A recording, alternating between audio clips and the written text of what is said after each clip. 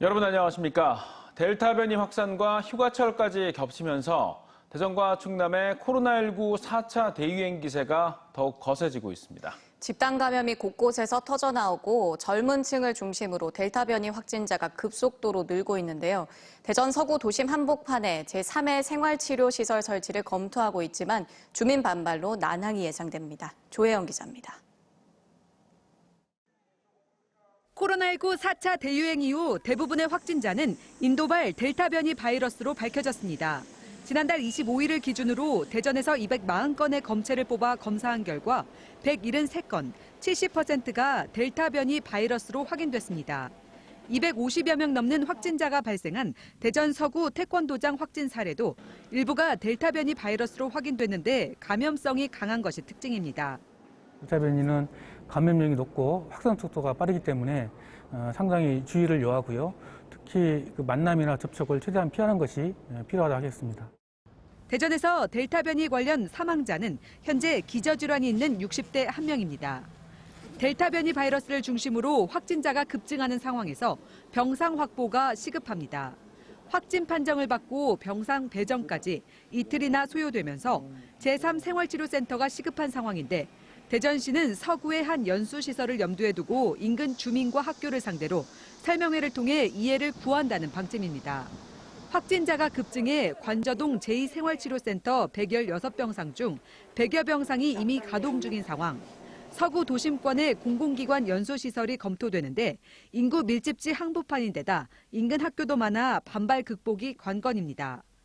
충남의 경우 지난달 30일 기준 확인된 델타 변이 바이러스 확진 사례는 38건, 세종은 27건입니다.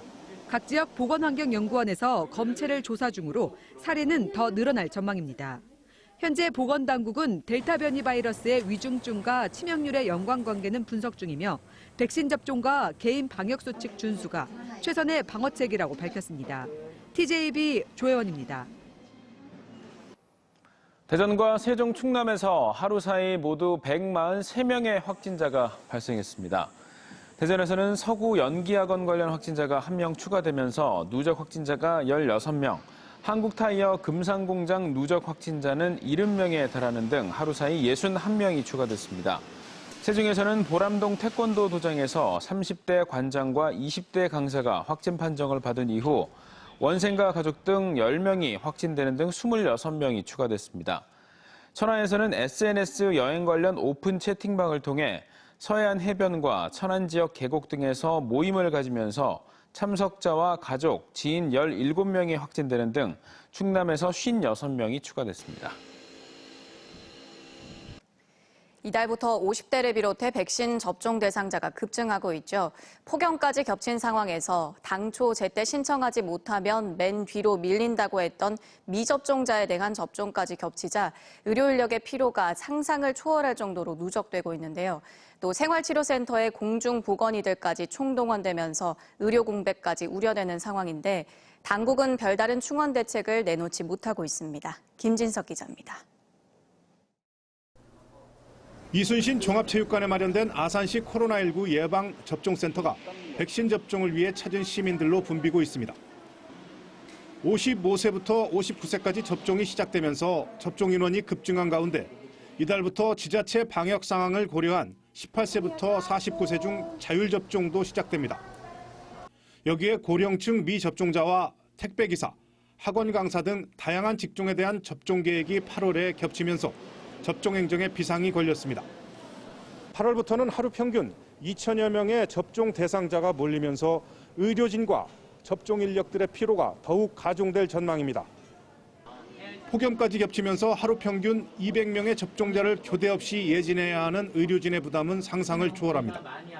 이게 하루 종일 오전, 오후 이게 기다리면서 예진하는 거가 이게 하루 이틀이면 괜찮은데 이게 수개월째 되다 보니까 아무래도 피로가 좀 누적되는 것 같습니다.